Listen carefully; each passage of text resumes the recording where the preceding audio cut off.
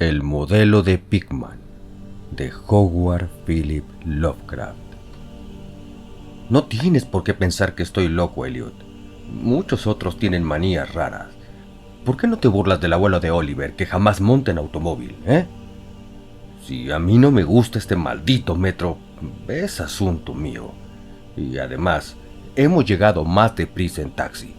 Si hubiéramos venido en tranvía, habríamos tenido que subir a pie la colina desde Park Street. Sí, sé perfectamente que estoy más nervioso que cuando nos vimos el año pasado. Pero no por ello debes pensar que lo que necesito es una clínica. Bien sabe Dios que no me faltan motivos para estar internado. Pero afortunadamente, creo que estoy en mi sano juicio. ¿Por qué ese tercer grado? No acostumbraba a ser tan inquisitivo. Bueno, si tienes que oírlo, no veo por qué no puedes hacerlo.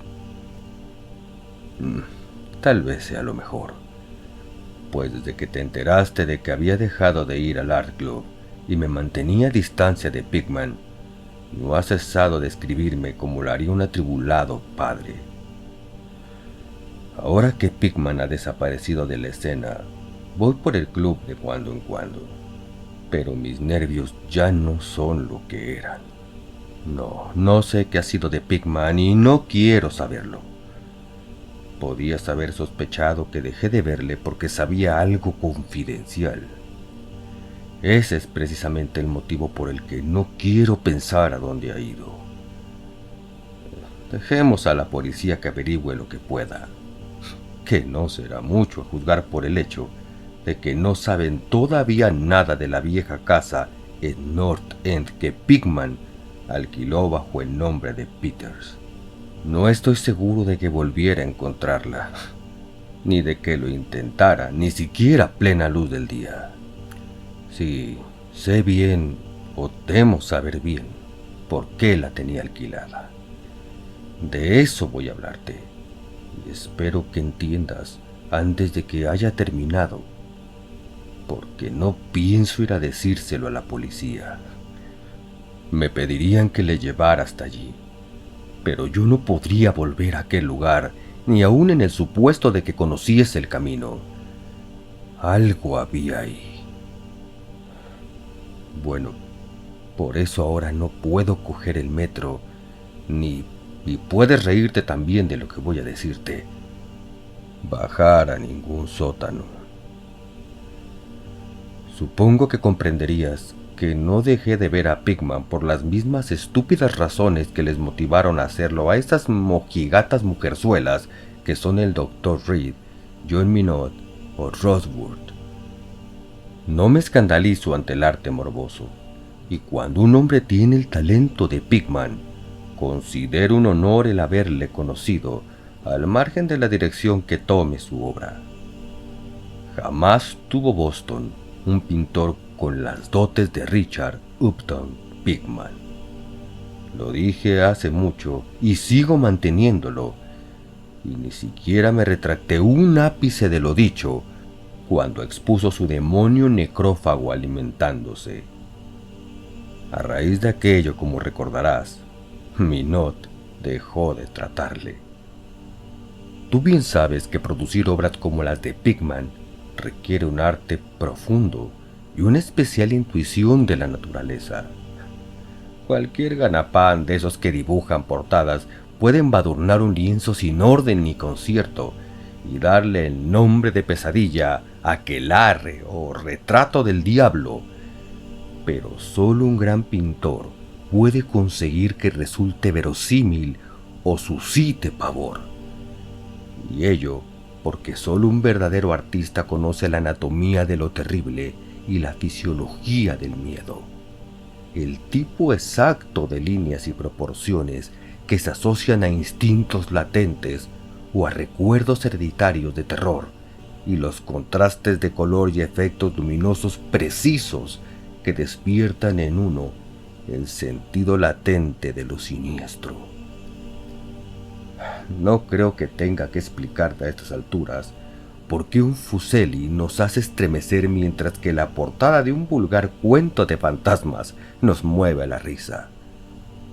Hay algo que esos artistas captan, algo que trasciende a la propia vida y que logran transmitirnos por unos instantes.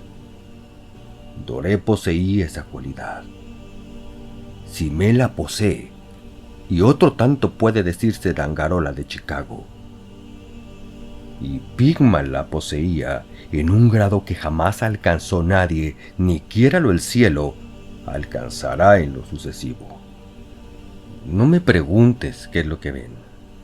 Tú sabes perfectamente que en el arte normal existe una gran diferencia entre lo vital y palpitante, ya proceda de la naturaleza o de modelos, y esas porquerías sin el menor valor que los pintorzuchos mercantilizados producen a discreción en el estudio. Bien, pues diría que el artista realmente original tiene una visión que le lleva a configurar modelos o a plasmar escenas del mundo espectral en el que vive. De cualquier modo, consigue unos resultados que difieren tanto de los almibarados sueños del que quiere dárselas de pintor, como la producción del pintor de la naturaleza, de los pastiches del dibujante que ha seguido cursos por correspondencia. Si yo hubiera visto lo que Pigman vio. Pero basta. Será mejor que echemos un trago antes de seguir adelante. Dios mío. Yo no estaría vivo si hubiera visto lo que aquel hombre... Si es que era hombre. Recordarás que el fuerte de Pigman era la expresión de la cara. No creo que desde Goya nadie haya puesto tal carga de intensidad diabólica en una serie de rasgos o una expresión. Y con anterioridad a Goya, habría que retraerse hasta aquellos artífices del medievo que esculpieron las gárgolas y quimeras de Notre Dame y del Mont Saint-Michel. Ellos creían en toda clase de cosas y posiblemente veían también toda clase de cosas, pues la Edad Media pasó por varias fases muy curiosas. Recuerdo que el año antes de irte le preguntaste a Pigman en cierta ocasión de dónde diablos le venían semejantes ideas y visiones. ¿No se echó a reír a carcajadas? A aquella risotada se debió en parte el que Reed dejara de hablarle. Reed, como bien sabes, acababa de empezar un curso sobre patología comparada y utilizaba un vocabulario un tanto engolado al hablar sobre el sentido biológico o evolutivo de este o aquel síntoma físico o mental. Según me dijo, Pigman le desagradaba más cada día que pasaba, hasta el punto de que al final llegó casi a asustarle, pues veía que sus rasgos y expresión tomaban un cáliz que no le gustaba, un cáliz que no tenía nada de humano. Hablaba mucho sobre el régimen alimenticio y dijo que a su juicio Pigman era un ser anormal y excéntrico en grado sumo. Supongo que le dirás a Reed, si es que cruzaste alguna carta al respecto, que se dejó arrebatar los nervios o atormentar la imaginación por los cuadros de Pigman. Es lo que le dije yo, por aquel entonces. Pero convéncete de que no dejé de ver a Pigman por nada de eso. Al contrario, mi admiración por él siguió creciendo, pues su demonio necrófago alimentándose me parecía una auténtica obra maestra. Como sabes, el club no quiso exponerlo y el Museo de Bellas Artes no lo aceptó como donación. Por mi parte, puedo añadir que nadie quiso comprarlo, así que Pigman lo guardó en su casa hasta el día en que se marchó. Ahora está en poder de su padre, en Salem. Como debes saber, Pigman procede de una antigua familia de esa ciudad, y uno de sus antepasados murió en la horca en 1692 convicto de brujería.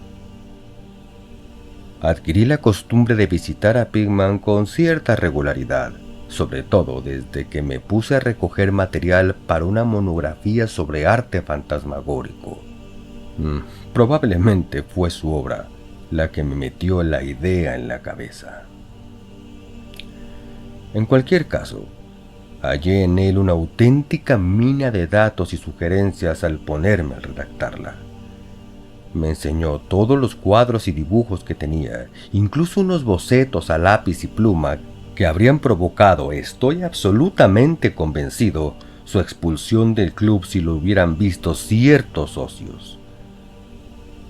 Al poco tiempo ya era casi un fanático de su arte y pasaba horas enteras escuchando cual un escolar teorías artísticas y especulaciones filosóficas lo bastante descabelladas como para justificar su internamiento en el manicomio de Danvers.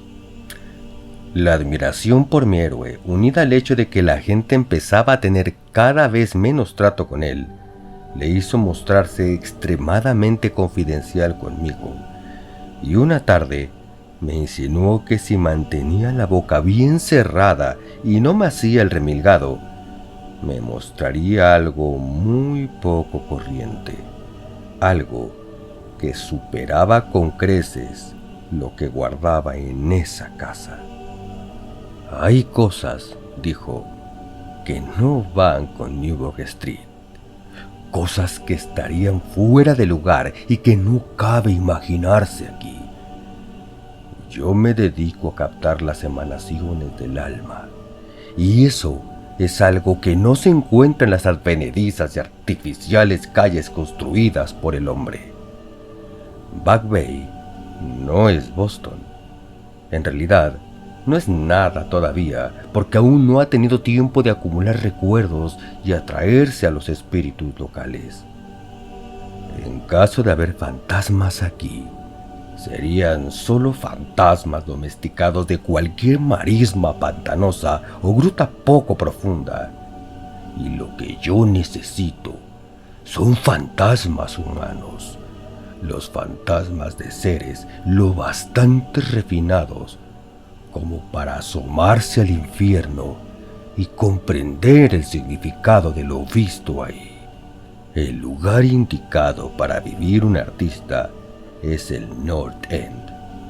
Si los estetas fueran sinceros, soportarían los suburbios porque allí se acumulan las tradiciones. Pero por Dios, ¿no comprendes que esos lugares no han sido simplemente construidos, sino que han ido creciendo? Allí, generación tras generación, la gente ha vivido, sentido y muerto en tiempos en que no se temía ni vivir, ni sentir, ni morir. ¿Sabías que en 1632 había un molino en Copp's Hill y que la mitad de las calles actuales fueron trazadas hacia 1650? Puedo mostrarte casas que llevan en pie 2 siglos y medio e incluso más. Casas que han presenciado lo que bastaría para ver reducida a escombros una casa moderna. ¿Qué sabe el hombre de hoy de la vida y de las fuerzas que se ocultan tras ellas? Para ti los embrujos de Salem no pasan de una ilusión, pero me encantaría que mi requetatarabuela pudiera contarte ciertas cosas. La ahorcaron en Gallows Hills bajo la mirada santurrona de Cotton Mather. Mather, maldito sea su nombre. Temía que alguien consiguiera escapar de esta detestable jaula de monotonía. Ojalá alguien le hubiese hechizado o sorbido la sangre durante la noche. Puedo mostrarte una casa en donde Mather vivió y otra en la que temí entrar a pesar de todas sus encantadoras baladronadas. Sabía cosas que no se atrevió a decir en aquel estúpido Magnalia o el no menos pueril Maravillas del Mundo Invisible. ¿Sabías que hubo un tiempo en que todo North End estaba agujereado por túneles a través de los cuales las casas de ciertas personas se comunicaban entre sí y con el camposanto y el mar? Mucho procesar y mucho perseguir a cielo descubierto. Pero cada día sucedían cosas que no podían entender, y de noche se oían risas que no sabían de dónde provenían. En 8 de cada 10 casas construidas antes de 1700 y sin tocar desde entonces, podría mostrarte algo extraño en el sótano. Apenas pasa mes que no se oiga hablar de obreros que descubren galerías y pozos cubiertos de ladrillos que no conducen a parte alguna al derribar este o aquel edificio. ¿Tuviste ocasión de ver uno cerca de Hedgeman Street desde el ferrocarril elevado el año pasado? Allí habían brujas y lo que sus conjuros convocan, piratas y lo que ellos trajeron del mar, contrabandistas, corsarios, y puedo asegurarte que en aquellos tiempos la gente sabía cómo vivir y cómo ensanchar los confines de la vida. Este no era, sin duda, el único mundo que le era dado a conocer a un hombre inteligente y lleno de arrojo. ¡Ja! Y pensar que hoy, en cambio, los cerebros son tan inocuos que hasta el club de supuestos artistas se estremece y sufre convulsiones si un cuadro hiere los sentimientos de los contertulios de un salón de té de Bacon Street. Lo único que salva al presente es que su estupidez le impide cuestionar con sumo rigor el pasado. ¿Qué dicen en realidad los mapas, documentos y guías acerca del North End? Tonterías. Así, a primera vista, me comprometo a llevarte a 30 o 40 callejas y redes de callejuelas al norte de Prince Street, de cuya existencia no sospechan ni 10 seres vivos fuera de los extranjeros que pululan por ellas. ¿Y qué saben de ellas esos hombres de facciones mediterráneas? No, Turber, esos antiguos lugares se encuentran en el mejor de los sueños. Rebosan de prodigios, terror y evasiones de lo manido. Y no hay alma humana que los comprenda ni sepa sacar partido de ellos. Mejor dicho, no hay más que una. Pues yo no me he puesto a escarbar en el pasado para nada. Ven, escucha. A ti te interesan estas cosas. Y si te dijera que tengo otro estudio allí, donde puedo captar el espíritu nocturno de antiguos horrores y pintar cosas en las que ni se me hubiera ocurrido pensar en Newbury Street. Naturalmente no voy a ir a contárselo a estas condenadas mujerzuelas del club, empezando por Reed, maldito sea, que va por ahí diciendo cosas tales como que yo soy una especie de monstruo que desciende por el tobogán de la evolución en sentido contrario. Sí, Turber. Hace mucho que decidí que había que pintar el terror de la vida lo mismo que se pinta la belleza. Así que me puse a explorar en lugares donde tenía fundados motivos para saber que en ellos el terror existía. Cogí un local que no creo que conozcan más de 3 hombres nórdicos aparte de mí. No está muy lejos del elevado en cuanto a distancia se refiere, pero dista siglos por lo que al alma respecta. Lo que me impulsó a escogerlo es el extraño y viejo pozo de ladrillo que hay en el sótano, ya sabes, uno de esos sótanos de los que te he hablado. El antro, pues no cabe otro calificativo, casi no se tiene en pie, por lo que a nadie se le ocurriría vivir allí, y me avergonzaría decirte lo poco que pago por él. Las ventanas están entabladas, pero lo prefiero así, pues para mi trabajo no necesito la luz del día. Pinto en el sótano, donde la inspiración me viene con más facilidad, pero tengo otras habitaciones amuebladas en la planta baja. El dueño es un siciliano y lo he alquilado bajo el nombre de Peters. Si te encuentras con ánimos, te llevaré a verlo esta noche.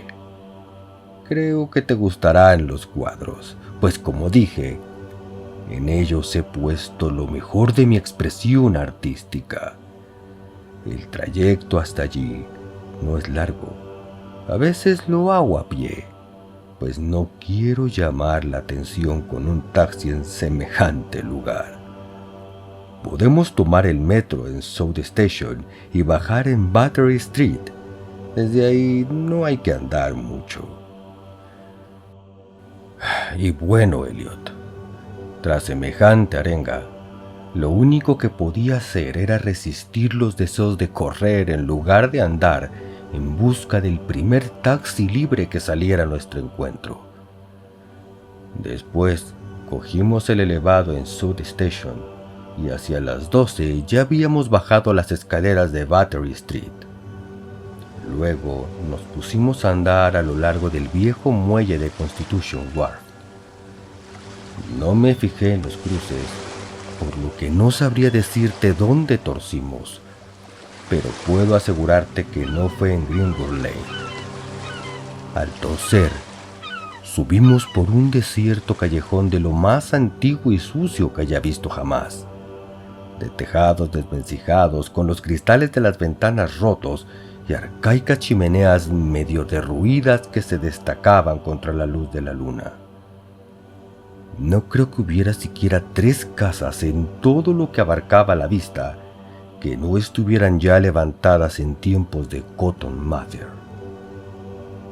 Cuando menos, divisaba 2 con un voladizo y en cierta ocasión me pareció ver una hilera de tejados con el ya casi olvidado estilo holandés, aunque los anticuarios dicen que ya no queda ni uno solo en Boston. Al salir de aquel apenas iluminado callejón, torcimos a la izquierda, adentrándonos en otro igualmente silencioso y aún más estrecho sin la menor luz. Y en un instante me pareció que doblábamos una curva en ángulo obtuso, siguiendo hacia la derecha.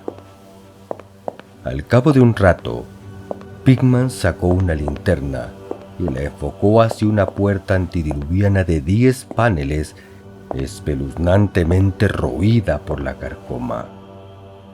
Tras abrirla, mi anfitrión me condujo hasta un vestíbulo vacío, en donde en otro tiempo debió haber un magnífico artesonado de roble oscuro, sencillo desde luego, pero patéticamente evocador de los tiempos de Andros, Phipps y la brujería. A continuación, me hizo traspasar una puerta que había a la izquierda, encendió una lámpara de petróleo y me dijo que me acomodara como si me encontrase en mi propia casa. Bueno, Elliot, soy uno de esos tipos a los que el hombre de la calle llama con toda justicia duro. Pero confieso que lo que vi en las paredes de aquella habitación me hizo pasar un mal rato. Eran los cuadros de Pickman. Ya sabes a los que me refiero. Aquellos que no podía pintar en Newbury Street y ni siquiera le dejaron exponerlos allí, y tenía toda la razón cuando dijo que se le había ido la mano. Bueno, será mejor que echemos otro trago. Lo necesito para contar lo que sigue. Sería inútil tratar de describirte aquellos cuadros, pues el más horroroso y diabólico horror, la más increíble repulsión y hediondez moral, se desprendían de simples pinceladas imposibles de traducir en palabras. No había nada en ellos de la técnica exótica característica de Sidney Sim, nada de los paisajes transplanetarios ni de los hongos lunares con los que Clark Ashton Smith nos hiela la sangre. Los trasfondos eran en su mayoría antiguos cementerios, bosques frondosos, arrecifes marinos, túneles de ladrillo, antiguas estancias atesonadas o simple criptas de mampostería. El camposanto de Copp's Hill, apenas unas manzanas de la casa, era uno de sus escenarios favoritos. La demencia y la monstruosidad podían apreciarse en las figuras que se veían en primer término, pues en el morboso arte de Pickman predominaba el retrato demoníaco. Rara vez aquellas figuras eran completamente humanas, aunque con frecuencia se acercaban en diverso grado a lo humano. La mayoría de los cuerpos, si bien toscamente bípedos, tenían una tendencia a inclinarse hacia adelante y un cierto aire canino. La textura de muchos de ellos era de una aspereza bastante desagradable al tacto. Parece como si los estuviera viendo. Se ocupaban en... Bueno, no me pidas que entre en detalles.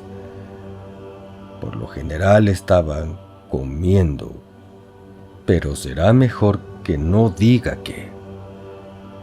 A veces los mostraba en grupos en cementerios o pasadizos subterráneos y a menudo aparecían luchando por la presa, o mejor dicho, el tesoro descubierto. Y qué expresividad tan genuinamente diabólica sabía en ocasiones infundir Pickman a los ciegos rostros de tan macabro botín. De cuando en cuando se les veía saltando en plena noche desde ventanas abiertas o agazapados sobre el pecho de algún durmiente al acecho de su garganta. En un lienzo se veía a un grupo de ellos aullando alrededor de una bruja ahorcada en Gallows Hill, cuyas demacradas facciones guardaban un extraordinario parecido con las de aquellos seres. Pero no creas que fueron aquellas horripilantes escenas lo que me hizo perder el sentido. No soy un niño de 3 años, y no es ni mucho menos la primera vez que veo cosas así. Eran los rostros, Elliot. Aquellos endiablados rostros que miraban de soslayo y parecían querer salir del lienzo como si se les hubiese inspirado un aliento vital. Dios mío, juraría que estaban vivos.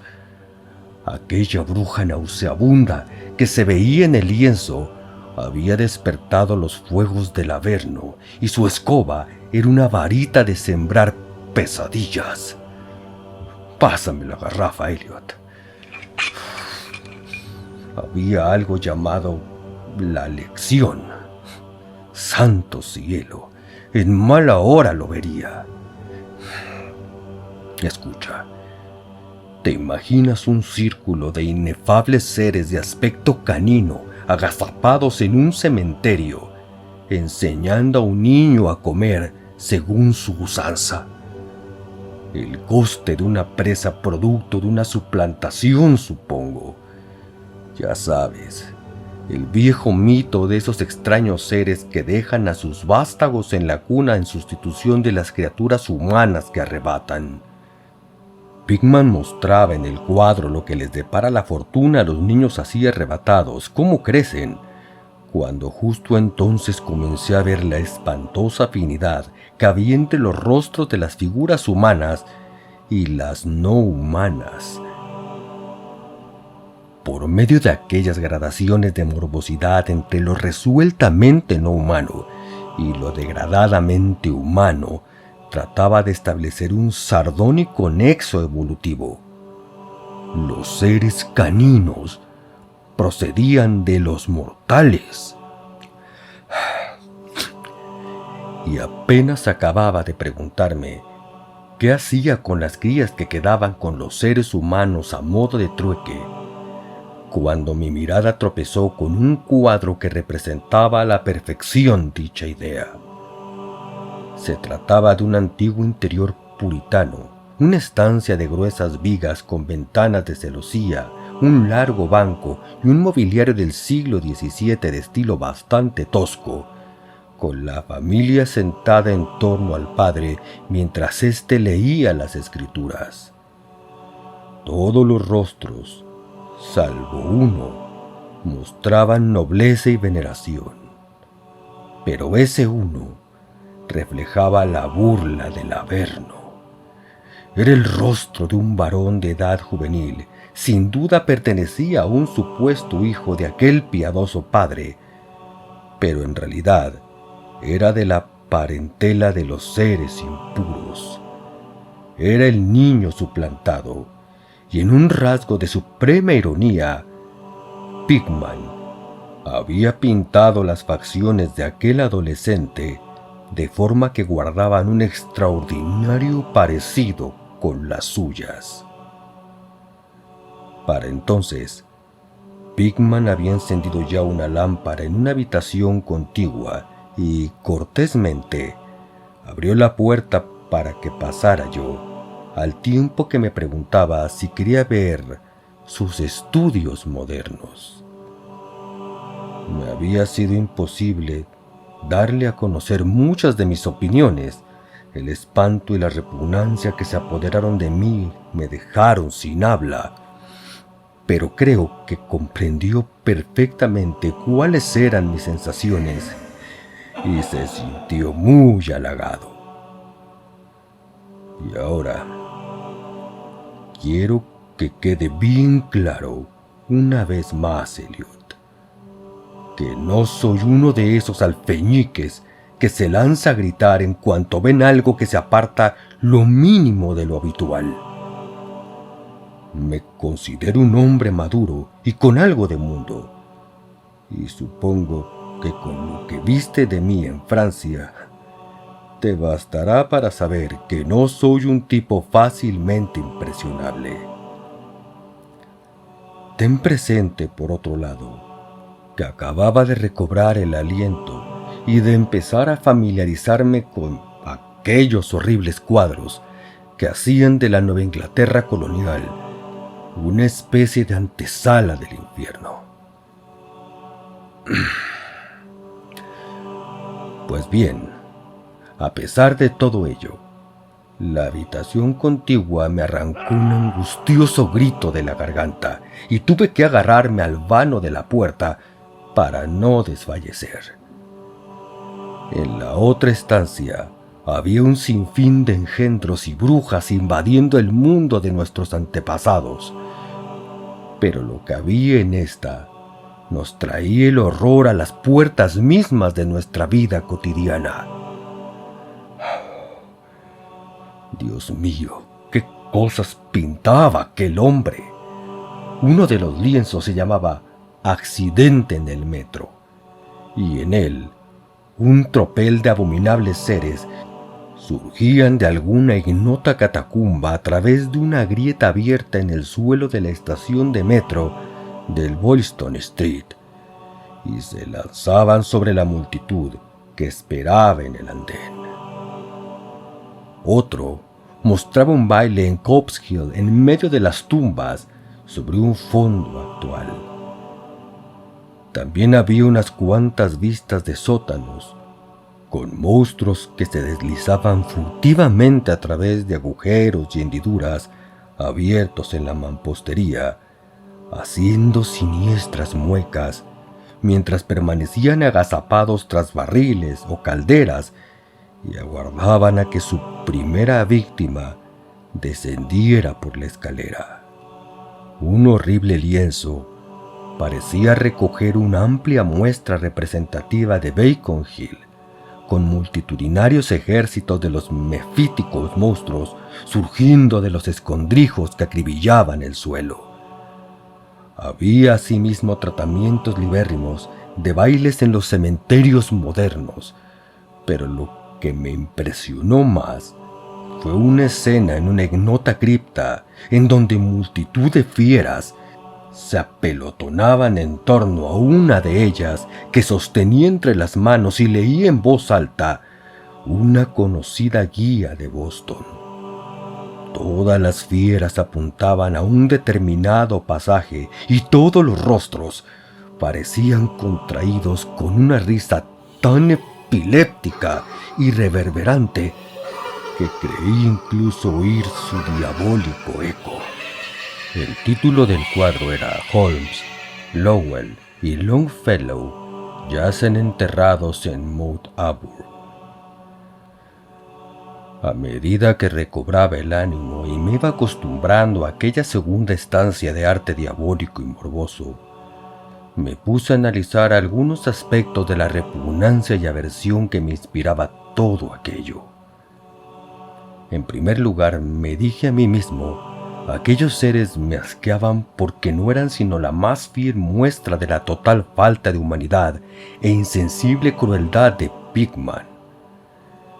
Semejante personaje debía ser un implacable enemigo de todo el género humano, a tenor del regocijo que mostraba por la tortura carnal y espiritual y la degradación del cuerpo humano. En segundo lugar, lo que me producía pavor en aquellos cuadros era precisamente su grandeza. Aquel arte era un arte que convencía. Al mirar los cuadros, veíamos a los demonios en persona y nos inspiraban miedo. Y lo extraño del caso era que la subyugante fuerza de Pickman no provenía de una selectividad previa o del cultivo de lo extravagante. En sus cuadros no había nada de difuso, de distorsionado, ni de convencional. Los perfiles estaban bien definidos y los detalles eran precisos hasta rayar en lo deplorable. ¿Y qué decir de los rostros? Lo que allí se veía era algo más que la simple interpretación de un artista. Era el mismo infierno retratado cristalinamente y con la más absoluta fidelidad. Eso es justo lo que era. Cielos, aquel hombre no tenía nada de imaginativo ni de romántico. Ni siquiera trataba de ofrecernos las agitadas y multidimensionales instantáneas que nos asaltan en los sueños, sino que fría y sardónicamente reflejaba un mundo de horror estable, mecanicista y bien organizado, que él veía plena, brillante, firme y resueltamente. Solo Dios sabe lo que podría ser ese mundo o dónde llegó a vislumbrar Pickman las sacrílegas formas que trotaban, brincaban y se arrastraban por él. Pero cualquiera que fuese la increíble fuente en que se inspirasen sus imágenes, una cosa estaba fuera de duda. Pickman era, en todos los sentidos, tanto a la hora de concebir como de ejecutar, un concienzudo y casi científico pintor realista. A continuación, bajé tras mi anfitrión a su estudio en el sótano y me preparé para el asalto de algo diabólico entre aquellos lienzos sin terminar. Cuando llegamos al final de la escalera impregnada de humedad, Pickman enfocó la linterna hacia un rincón del enorme espacio que se abría entre nosotros, iluminando el brocal circular de ladrillo de lo que debía ser un gran pozo excavado en el terroso suelo. Nos acercamos y vi que el orificio medía aproximadamente 1,5 metros de diámetro, con paredes que tendrían 1 pie de grosor y estaban unas 6 pulgadas por encima del nivel del suelo. Una sólida construcción del siglo XVII, si no me equivocaba.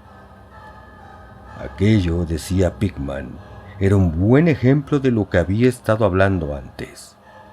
Una abertura de la red de túneles que discurría bajo la colina.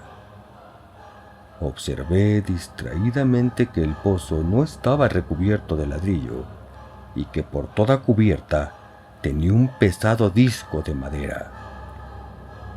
Pensando en todas las cosas a las que el pozo podía hallarse conectado, si las descabelladas ideas de Pigman eran algo más que mera retórica, un escalofrío me recorrió el cuerpo. Luego, siempre yo detrás de él, subimos un escalón y atravesamos una estrecha puerta que daba a una amplia estancia con un suelo entarimado y amueblado como si fuese un estudio. Una instalación de gas acetileno suministraba la luz necesaria para poder trabajar. Los cuadros sin acabar, montados en caballetes o apoyados contra la pared, eran tan espeluznantes como los que había visto en el piso de arriba y constituían una buena prueba de la meticulosidad con que trabajaba el artista. Las escenas estaban esbozadas con sumo cuidado y las líneas, trazadas a lápiz, hablaban por sí solas de la prolija minuciosidad de Pigman al tratar de conseguir la perspectiva y proporciones exactas. Era todo un gran pintor y sigo sosteniéndolo hoy, aún con todo lo que sé. Una gran cámara fotográfica que había encima de una mesa me llamó la atención y al preguntarle acerca de ella, Pigman me dijo que la utilizaba para tomar escenas que le sirvieran luego para el fondo de sus cuadros, pues así podía pintar a partir de fotografías sin tener que salir del estudio, en lugar de ir cargando con su equipo por toda la ciudad en busca de esta o aquella vista. A juicio suyo, las fotografías eran tan buenas como cualquier escena o modelos reales para trabajos de larga duración, y, según dijo, las empleaba habitualmente. Había algo muy desapacible en los nauseabundos bocetos y en las monstruosidades a medio terminar que echaban torvas miradas desde cualquier ángulo de la estancia. Y cuando Pigman descubrió súbitamente un gran lienzo que se encontraba lejos de la luz, no pude evitar que se me escapara un estruendoso grito, el segundo que profería en aquella noche. Resonó una y otra vez a través de las mortecinas bóvedas de aquel antiguo y salitroso sótano, y tuve que realizar un tremendo esfuerzo para contener una histérica carcajada. Dios misericordioso, Elliot. No sé cuánto había de real y cuánto de febril fantasía en todo aquello. Jamás podré imaginarme semejante sueño. El cuadro representaba un colosal e indescriptible monstruo de centelleantes ojos rojos que tenía entre sus huesudas garras algo que debía haber sido un hombre y le roía la cabeza como un chiquillo chupa un pirulí. Estaba en cuclillas y al mirarle parecía como si en cualquier momento fuera a soltar su presa en busca de un bocado jugoso. Pero maldición, la causa de aquel pánico atroz no era ni mucho menos aquella diabólica figura, ni aquel rostro perruno de orejas puntiagudas, ojos inyectados en sangre, nariz chata y labios babeantes.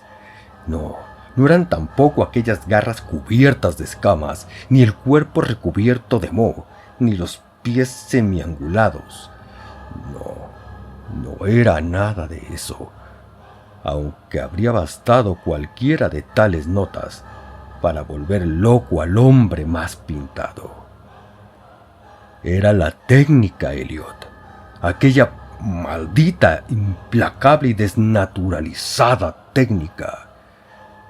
Puedo jurar que jamás había visto plasmado en un lienzo el aliento vital de forma tan real. El monstruo estaba presente allí. Lanzaba feroces miradas, roía y lanzaba feroces miradas, y entonces pude comprender que solo una suspensión de las leyes de la naturaleza podían llevar a un hombre a pintar semejantes seres sin contar con un modelo, sin haberse asomado a ese mundo inferior que a ningún mortal no vendido al diablo le ha sido dado ver. Prendido con una chincheta a una parte sin pintar de lienzo, había un trozo de papel muy arrugado. Probablemente, pensé, sería una de esas fotografías de las que se sirve Pickman para pintar un trasfondo no menos horroroso que la pesadilla que destacaba sobre él. Alargué el brazo para estirarlo y ver de qué se trataba, cuando de repente Pickman dio un respingo como si lo hubieran pinchado. Había estado escuchando con suma atención desde que mi grito de pavor despertó insólitos ecos en el oscuro sótano, y ahora parecía estar poseído de un miedo que, si bien no podía compararse con el mío, tenía un origen más físico que espiritual. Sacó un revólver y me hizo un gesto para que me callara, tras lo cual se encaminó al sótano principal y cerró la puerta detrás suyo. Creo que me quedé paralizado por unos instantes. A semejanza de Pickman, agudicé el oído y me pareció oír el leve sonido de alguien que correteaba, seguido de unos alaridos o golpes en una dirección que no sabría decir. Pensé en gigantescas ratas y sentí que un escalofrío me recorría el cuerpo. Luego oyí un amortiguado estruendo que me puso la carne de gallina. Un sigiloso y vacilante estruendo, aunque no sé cómo expresarlo en palabras. Parecía como si un gran madero hubiese caído encima de una superficie de piedra o ladrillo. Madera sobre ladrillo. Me sugería algo aquello. Volvió a oírse el ruido, esta vez más fuerte, seguido de una vibración como si el cuadro cayera ahora más lejos. A continuación, se oyó un sonido chirriante y agudo. A Pickman farfullando algo en voz alta y la atronadora descarga de las 6 recámaras de un revólver, disparadas espectacularmente tal como lo haría un domador de leones para impresionar al público. A renglón seguido, un chillido o graznido amortiguado y un fuerte batacazo. Luego más chirridos producidos por la madera y el ladrillo, seguidos de una pausa y de la apertura de la puerta, sonido este que me produjo, lo confieso, un violento sobresalto. Pickman reapareció con su arma aún humeante al tiempo que imprecaba las abotagadas ratas que infestaban el antiguo pozo. «El diablo sabrá lo que comen, Norbert», dijo esbozando una irónica sonrisa, «pues esos arcaicos túneles comunican con cementerios, guaridas de brujas y llegan hasta el mismo litoral. Pero sea lo que sea, han debido quedarse sin provisiones, pues estaban rabiosas por salir. Tus gritos debieron excitarlas. Lo mejor será andar con cuidado por estos parajes. Nuestros amigos roedores son el mayor inconveniente, aunque a veces pienso que con ellos se consigue crear una cierta atmósfera y colorido».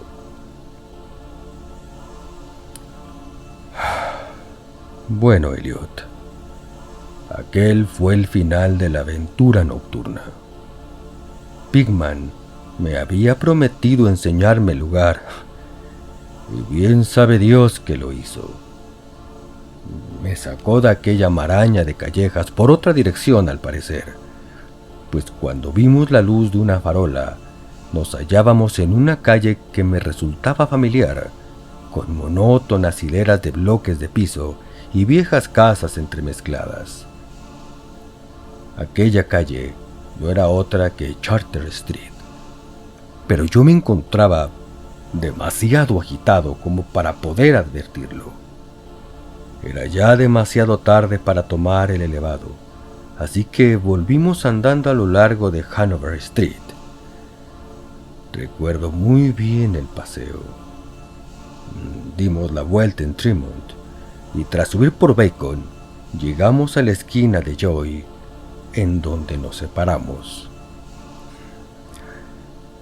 Desde entonces, no hemos vuelto a vernos jamás.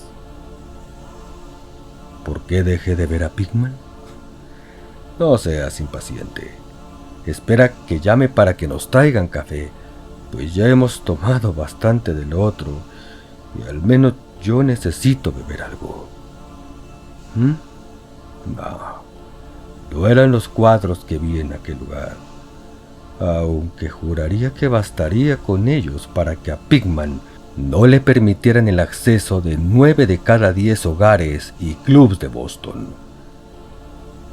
Supongo que ahora comprenderás por qué evito por todos los medios bajar a metros o sótanos. Fue algo que encontré en mi abrigo a la mañana siguiente. Me refiero al arrugado papel prendido a aquel horripilante lienzo del sótano, aquello que tomé por una fotografía de alguna vista que Pigman pretendía reproducir a manera de trasfondo para el monstruo. El último respingo de Pigman se produjo justo cuando iba a desenrollar el papel, y al parecer me lo metí distraídamente en el bolsillo. Pero bueno, aquí está el café. Te aconsejo que lo tomes cargado, Elliot. Sí, aquel papel se debió el que no volviera a ver más a Pigman. Richard Upton Pigman, el artista más dotado que he conocido y el más execrable que haya traspasado jamás los límites de la vida para abismarse en las simias del mito y la locura. El viejo rey tenía razón, Elliot. No puede decirse que Pigman fuera humano estrictamente hablando. O bien nació bajo una influencia maligna, o dio con la forma de abrir la puerta prohibida. Ya da lo mismo, pues desapareció. Volvió a abismarse en esa increíble oscuridad que él tanto gustaba frecuentar. Sería mejor que encendiéramos el candelabro. No me pidas que te explique o siquiera conjeture qué es lo que quemé. Tampoco me preguntes qué había tras esa especie de topo gateador que también se las arregló Pigman para hacer pasar por ratas. Hay secretos que pueden proceder de los viejos tiempos de Salem, y Cotton Mather cuenta cosas aún más extrañas. Bien sabes tú cuán endiabladamente expresivos eran los cuadros de Pigman. Cómo todos nos preguntábamos más de una vez de dónde podía sacar aquellos rostros. Bueno, después de todo, aquel papel no era la fotografía de una perspectiva.